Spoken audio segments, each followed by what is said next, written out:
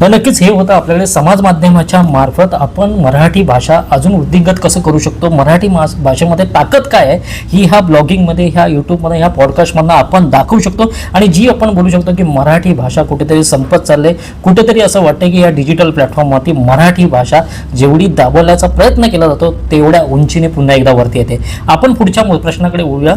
E learning प्लॅटफॉर्मवरती मराठी माध्यमाला पुरेसे स्थान मिळाले आहे का स्पर्धा परीक्षा असू दे, FPSC UPSC यांना ह्या डिजिटल माध्यमातून लोकांपर्यंत ह्या स्पर्धा परीक्षासाठी जी मिळणारी माहिती आहे ही नक्की डिजिटल माध्यमातून लोकांना मिळाली आहे का, त्या विद्यार्थ्यांपर्यंत पोहोचली आहे का? सर, काय आपलं मत आहे? डिजिटल माध्यमावरती ही माहिती उपलब्ध आहे, पण जेवढ्या विपुल प्रमाणामध्ये उपलब्ध हवी किंवा ज्या दर्जाची उपलब्धता असली पाहिजे ती अजूनही झालेली नाही आहे. डॉक्टर मांजरेकर साहेबांनी मगाशी सांगितलं तर मुद्दा अगदी योग्य होता. पण सुरुवात आहे आता ई लर्निंगमध्ये. आधी ई लर्निंग या माध्यमातून मराठी भाषा शिकणं खूप जास्त महत्त्वाचं आहे.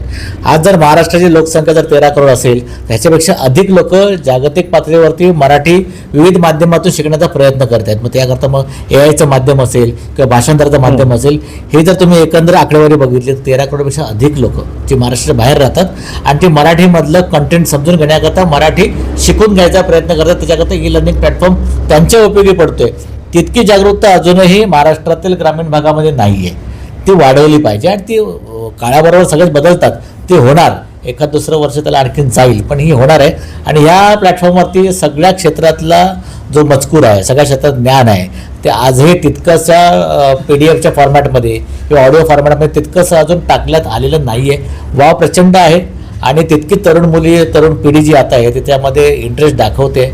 आणि मला वाटतं पुढील 2-4 वर्षात, 5 वर्षामध्ये या प्लॅटफॉर्मवरती विपुल प्रमाणात मजकूर उपलब्ध होऊन जाईल. सचिन सर, तुम्ही स्वतः UPSC MPSCच्या मुलांना शिकवता, काय सांगाल तुम्ही या प्रश्नावरती? बघा, माझा जो व्यक्तिगत अनुभव मागच्या 5 वर्षामध्ये असा आलेला आहे की या आधी ज्या पद्धतीने वाचनाची संस्कृती या महाराष्ट्राच्या मातीला होती, ती संस्कृतीचा फक्त फॉर्मॅट बदललेला आहे. ई लर्निंगमुळे आता ही नवी जी पिढी आहे, नवे जे युवक आहेत, यांना ऑडिओ बॉक्सच्या माध्यमातून, यांना ऑडिओच्या माध्यमातून किंवा ऑनलाईन बेसिसवरती ज्या काही आपण ज्याला केस स्टडीज म्हणूया, या ज्या प्रकारे उपलब्ध आहेत ते वाचत वाचत त्यांच्या ज्ञानामध्ये भर पडत आहे. त्यामुळे तुमचा जो प्रश्न होता की ह्या प्लॅटफॉर्मवरती मराठीला हवं तसं स्थान मिळालं आहे का, 100%. उलट वाचनाची आवड वाढलेली आहे, स्वरूप फक्त बदललेलं आहे. आपण जे प्रिंटवरती ज्या पूर्वी होतो, कागदावरती आपलं जे वाचन पूर्वी पुस्तकाच्या माध्यमातून, वर्तमानपत्राच्या माध्यमातून व्हायचं, ते आता ऑनलाईनच्या प्लॅटफॉर्मवरती गेलेलं आहे, ते आता ऑडिओच्या प्लॅटफॉर्मवरती गेलेलं आहे, ते आता चित्रीकरणाच्या प्लॅटफॉर्मवरती गेलेलं आहे. प्लॅटफॉर्म बदलला आहे, उलट वाचनाची आवड आता अजून वाढत चाललेली आहे. त्यामुळे खूप मोठा स्कोप येणाऱ्या काळामध्ये याच प्लॅटफॉर्मच्या माध्यमातून आपल्या समृद्ध अशा मराठी भाषेला आपल्याला पाहायला मिळेल. नक्की सिद्धेशजी, आपलं ह्याच्यावरती काय मत आहे? हा एक जो विषय आहे ई लर्निंग, याच्यावरती मला वाटतं की जेवढी वैयक्तिक, म्हणजे जसं इथे स्वतः सचिन सर असतील किंवा प्रदीप सर आहे, त्यांनी स्वतः सोशल मीडियाच्या माध्यमातून किंवा ई लर्निंग या प्लॅटफॉर्मच्या माध्यमातून लोकांना मराठी भाषेबाबतीत म्हणा किंवा इतर MPSC UPSC बाबतीत त्यांनी शिकवण्याचा प्रयत्न वगैरे केला आहे. निलेश कराळे सर आहेत किंवा कागणे सर, असे काही व्यक्तिमत्व जे आणखी या पद्धतीने प्रयत्न करत आहेत. मात्र ह्या विषयात मला असं वाटतं की जसं इंडिव्हिज्युअल ह्या सगळ्या व्यक्ती काम करत आहेत, त्याच माध्यमातून सरकारने सुद्धा या विषयात काहीतरी थोडा पुढाकार घेतला पाहिजे. जे मराठी मंडळ असतील किंवा मराठी भाषेचं जे काही मंत्रालय असेल, त्या खात्याने मला असं वाटतं की विशेष लक्ष देऊन काही ह्या विभागातली जी मंडळी आहेत की मराठी भाषेतले तज्ज्ञ आहेत, मग ते साहित्यिक असतील किंवा इतर शिक्षक मंडळी असतील, त्यांना घेऊन काही एक वेगळा प्लॅटफॉर्म तयार करता येईल किंवा त्यांच्या माध्यमातून आणखी किती जास्त लोकांपर्यंत मराठी भाषेचा प्रचार प्रसार करता येईल, त्या बाबतीत एक यंत्रणा मला वाटतं आहे अस्तित्वात. पण ती आणखी तिचा प्रसार व्हावा की ती यंत्रणा अस्तित्वात आहे सामान्य माणसाला कळावं, असं मला वाटतं. रॉबर्टजी, आपलं काय मत आहे यावर? नक्कीच आपण तसं तर पुढे आहोतच, पण ई लर्निंगच्या माध्यमातून जे आपल्याला मिळायला पाहिजे ते अजून आपण त्याच्यामध्ये आपण कमजोरच आहोत. जसं की मराठी शाळेमध्ये आपण म्हणतो की डिजिटायझेशन झालेलं आहे, पण ते पण आपल्या महानगरपालिकेच्या असतील किंवा शासनाच्या ज्या शाळा असतील आपल्या, त्याच्यामध्ये आपण कमजोर आहोतच. त्यासाठी आपल्याला सरकारने याच्यात पुढाकार घेऊन किंवा मराठी मंडळांनी, जसे मराठी समिती आहे, विभाग आहे, मराठी विभाग, त्या विभागाने पण याच्याकडे विशेष लक्ष दिलं पाहिजे. आणि UPSC MPSC करिता ज्या मुलांपर्यंत, काय मुलांपर्यंत ज्या ज्या काही गोष्टी असतात त्यांच्यापर्यंत जी बातमी पोचती आहे ती त्यांच्यापर्यंत पोचत नाही, ती पोचली तर सर्वांपर्यंतच त्याचा सगळ्यांनाच फायदा होईल. आणि मला असं वाटतं की ई लर्निंग हे चांगलं प्लॅटफॉर्म आहे, पण ह्याला जरा थोडंसं आपल्याला मजबूत करायला हवं आणि त्यासाठी सर्वांनी त्याच्यामध्ये पुढाकार घेतला पाहिजे. नाही, नक्कीच या मान्यवरांचं जे सांगणं आहे की औद्योगिक क्रांती तर ह्या देशामध्ये झाली, पण डिजिटल क्रांतीसाठी कुठेतरी सरकार मागे पडत आहे. याच्यानंतरचा आपला पुढचा प्रश्न आहे ई बुक्स आणि ऑडिओ बुक्स. प्रतिलिपी या सावंतसारखे काही ॲप आहेत, त्याच्यामध्ये आपल्याला माहिती मिळते, माहितीपट मिळतं. पण आम्ही मराठी शाळेत शिकल्यामुळे आम्हाला जेव्हा पुस्तक आपण हातात घेतो त्या पु ल देशपांडे समोर आठवतात, कुसुमाग्रज आठवतात, आचार्य अत्रे आठवतात. पण आता ह्या ई बुक्स आणि ई ऑडिओ बुक जे आहे त्याच्यामुळे कुठेतरी असं वाटतं की पारंपरिक वाचन संस्कृतीवरती याचा परिणाम झालाय का? जसं तंत्रज्ञान बदलतं तशी संस्कृती किंवा त्याची माध्यमं बदलतातच.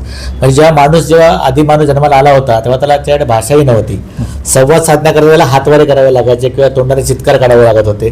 नंतर त्याला हळूहळू चित्र काढता आली, मग त्याला भाषा सापडली, मग त्याने शब्दामध्ये परिवर्तित झालं, मग तो विचार मांडू लागला, नंतर लिहू लागला, नंतर मग ऑडिओ रेडिओ आले, वर्तमानपत्र आली, मग कुठे टी व्हीचं माध्यम आलं म्हणजे चित्रीकरण आलं.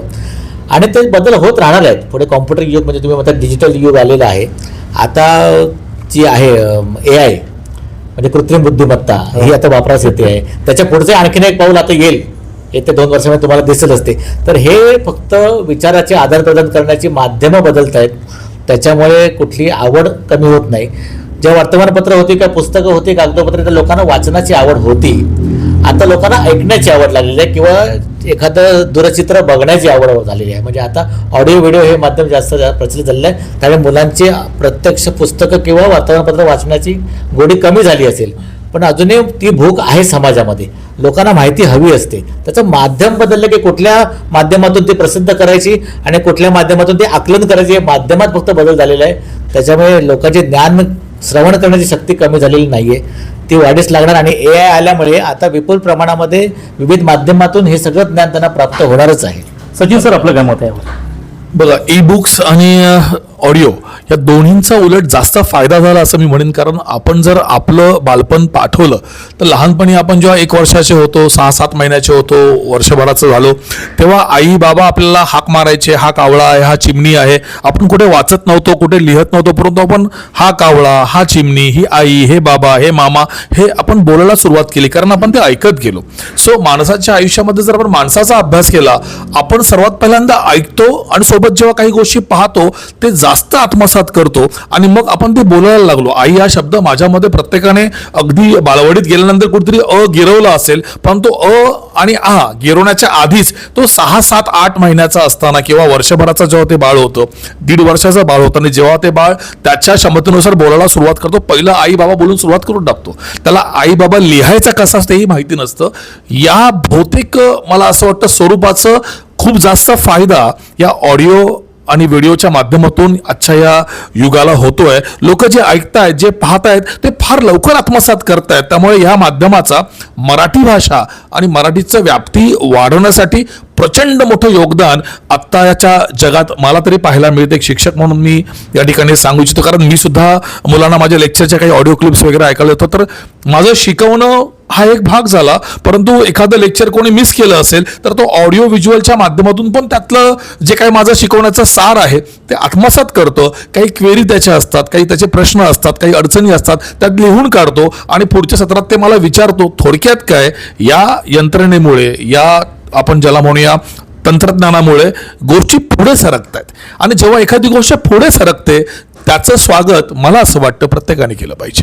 नाही, नक्कीच आपल्याकडे काही तरुण मंडळी. सिद्धूजी, आपलं काय मत आहे यावर? याच्यावरती माझं असंच मत आहे की ई लर्निंग आणि ई बुक्स ह्याचा डेफिनेटली जसं सरांनी सांगितलं की त्याचा नक्कीच फायदा आपल्याला होतोय.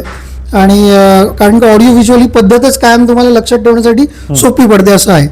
पण ह्याच्यामध्ये एक अशी गंमत आहे, माझ्या मतापासून कदाचित काही लोक असहमती दर्शवतील, पण मला असं म्हणणं आहे की मी TCS मध्ये जॉबला होतो, ऑफिसला होतो, तिथे वेंडिंग मशीन होती चहा कॉफीची. तर आम्ही ती चहा कॉफी 1दा 2दा 4दा 5दा आठवडाभर प्यायलो. नंतर ती हातातली चहा आम्हाला हवी होती जी बनवलेली असेल तेव्हाच्या तेव्हा.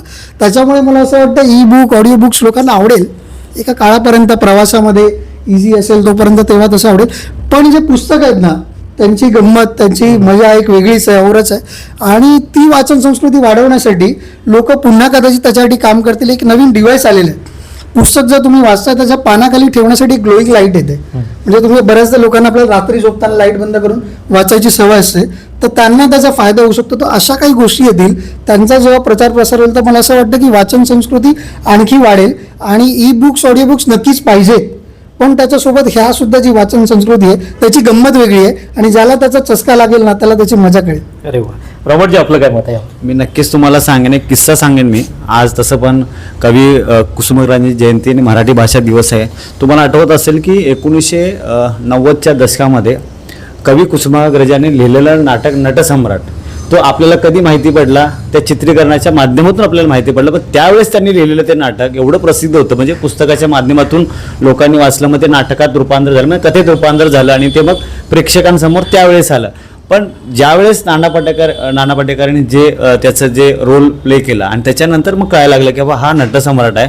पण विचार करा की 20-30 वर्षाआधी नटसम्राट एवढा गाजला कुसुमाग्रजांचा. मग तसंच आहे की वाचन संस्कृती, जसं की ऑडिओ म्हणलात, ऑडिओ बॉक्स किंवा व्हिडिओ आपण ऐकण्यापेक्षा कसं की वाचलेलं हे लक्षात राहतं, ऐकलेलं पण राहतं. जसं सरांनी म्हटले की लहानपणी आम्हाला वाचत तर नव्हतो, पण आपल्याला हाक मारायचे त्यावेळेस कळायचे, अरे ही आई, हा बाबा, तो भाऊ, ही बहीण, तो मित्र आहे, म्हणजे सगळ्यांचे नावं आपल्याला ऐकून कळायचे. हे चांगलं आहे. आज मी रात्री झोप लागली नाही की मी ऑडिओ कोणाचं तरी भाषण माझ्या कानावर ठेवतो आणि मी ऐकतो, कारण का वाचण्यासाठी आपल्याला वेळ मिळत नाही. पण वाचन संस्कृती कुठेतरी संपली नाही पाहिजे, ही असली पाहिजे. त्याच्यासाठी पण काम प्रशासनाने किंवा आता डिजिटल माध्यमातून केले. आता मला वाटतं की डिजिटलच्या माध्यमातून आपल्याला PDF-द्वारे बुक्स पण मिळतात, पण त्याच्यामध्ये पण वृद्धी झाली पाहिजे, वाढ झाली पाहिजे, हे माझं एक मत आहे. नक्की आपल्या प्रेक्षकांना सांगू इच्छितो की आपण जेव्हा मराठी शाळेत शिकत होतो तेव्हा विसरभोळा गोकुळ जेव्हा ते वाचन व्हायचं तेव्हाच आपल्या समोर त्याची प्रतिमा उभी राहायची. आणि विशेषतः मला स्वतःला आवडलेला एक धडा म्हणजे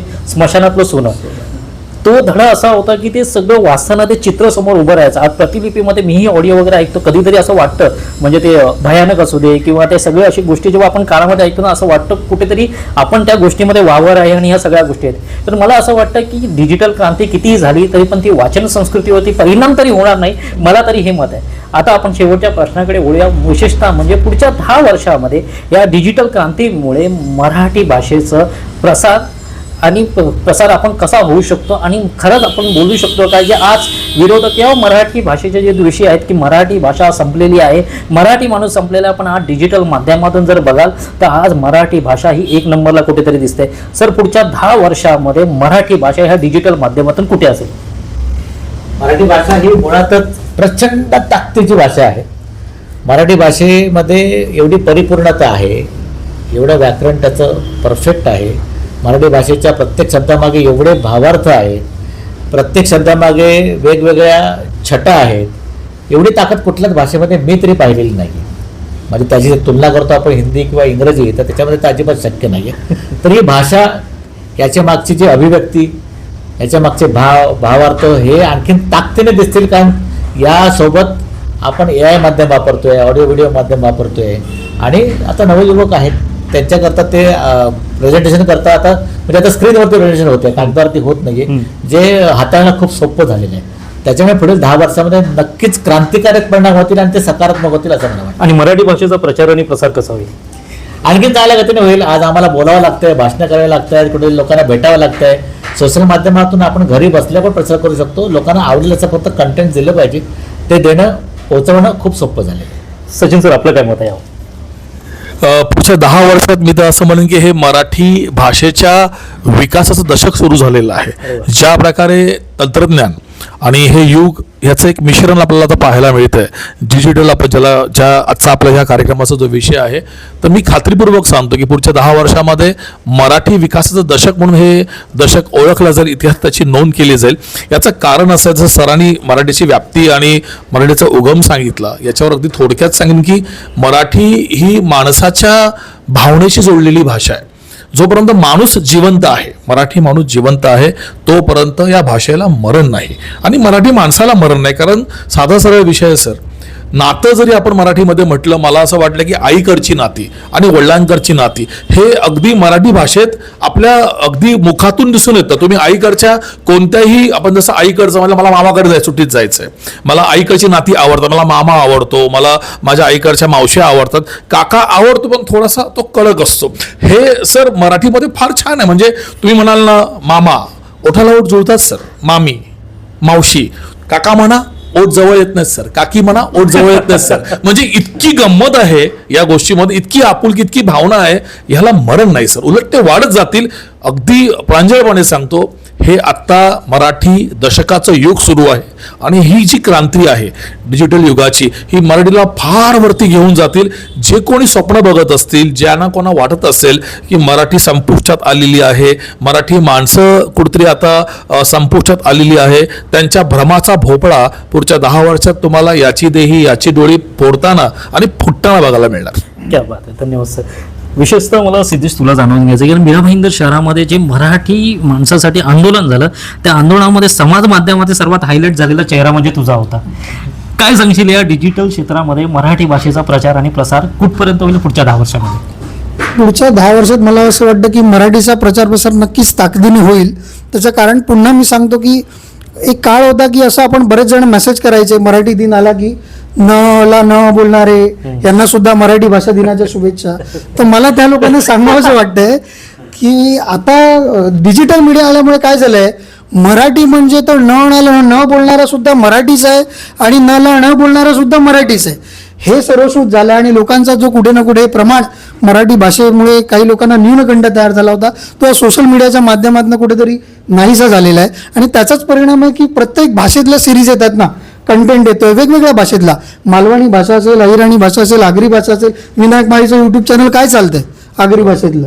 म्हणजे हेच सांगायचं की त्याच्यामुळे हे जो डिजिटल मीडियामुळे हा जो न्यूनगंड किंवा एक बाउंड्री कुठे ना कुठे आपल्यातल्याच काही लोकांमुळे तयार केली जात होती की न बोलू नका वगैरे, ही बाउंड्री कुठेतरी या डिजिटल मीडियामुळे नाहीशी झाली. आणि म्हणूनच मला असं वाटतं की पुढच्या 10 वर्षात आपला कंटेंट ताकदीने, मराठी भाषेचा कंटेंट ताकदीने संपूर्ण जगात पसरेल.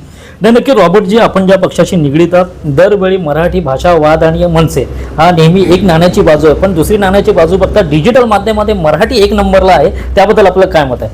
नक्कीच आमचे मनसे नेते अध्यक्ष सन्मान्य राजसाहेब ठाकरे पक्ष स्थापनेच्या आधीपासून पक्ष स्थापनेनंतर देखील त्यांचा एकच बाणा होता की मराठी भाषा, मराठी संस्कृती आणि मराठी माणूस.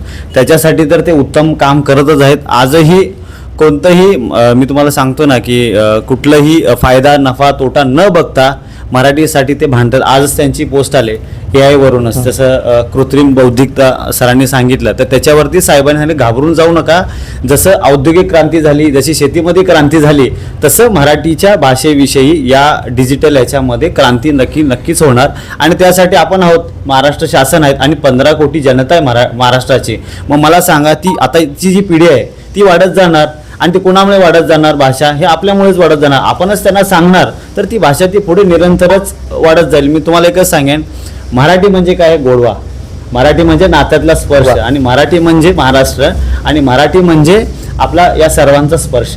म्हणून आपण कसं आहे की आपलं जे नातं आहे मराठीशी, रक्तात जोडलेलं जे नातं आहे ते आपण तोडू शकत नाही, ते वाढवूच. आणि आपल्यासारख्या मंडळींनीच आपण ते मराठी वाढवलं पाहिजे. आणि त्यासाठी मला असं वाटतं, तुमच्या माध्यमातून सांगेन, शासनाला याच्यावरती जसं मराठी वाङ्मय मंडळ आहे, मराठी विभाग प्रमुख आहे, तसं डिजिटल मंडळ एक बनवलं पाहिजे आणि त्याच्यावरती त्यांनी काम केलं पाहिजे. आणि ही आमची प्रामाणिक इच्छा आहे. नाही, नक्कीच मी प्रेक्षकांना एवढंच सांगू शकतो की ह्या डिजिटल माध्यमातून महाराष्ट्राच्या कानाकोपऱ्यामधली असलेली संस्कृती आज आपल्याला घर बसल्या बघायला मिळते. मराठी माणूस, मराठी भाषामध्ये बोलणारी ही व्यक्ती, हे सर्व लढवाई आहेत. एका चित्रपटातलं मला तो डायलॉग खूप आता आठवतोय की मराठी माणूस म्हणजे मराठी माणूस, परिस्थिती जेवढी बिकट तेवढा मराठी माणूस आणि मराठी बोलणारा माणूस तेवढा तिखट. आज आवर्जून बोलू शकतो की ह्या डिजिटल क्रांतीमध्ये आज लोकांनी कितीही टीका करू दे की आम्ही मराठी बोलणार नाही, मराठी वागणार नाही, परंतु ह्या महाराष्ट्रातल्या कानाकोपऱ्यामध्ये जी डिजिटल क्रांती असू दे, महाराष्ट्रातला आणि मराठी भाषेचा, मराठी माणसाचा इतिहास तुम्ही जाणून घ्या. जेव्हा जेव्हा काही नवीन बदल झाला तिथे तिथे मराठी माणसांनी आपला झेंडा रोवलेला आहे. आज जागतिक मराठी दिनानिमित्त डिजिटल युगातील ही मराठी भाषा ही भविष्यामध्ये कशी असेल याचा आम्ही एक वेध घेतला, याच्यावरती आम्ही चर्चा केली. आपल्याला कसं वाटलं आम्हाला नक्की कळवा. अजूनही आपल्याकडे काही सूचना असतील, आपल्याकडे काही प्रश्न असतील तर आम्हाला नक्की सांगा. विशेषतः या सर्व मान्यवरांनी आपल्या व्यस्त वेळातून आपल्या ह्या चर्चासत्रासाठी आपण वेळ दिलात, मी खरंच आपलं अभिनंदन करतो. आणि आपण पाहत राहा लोकसेवा लाईव्ह बातमीपत्र. नवीन असाल तर आजच आपल्या चॅनलला सबस्क्राईब करा. धन्यवाद.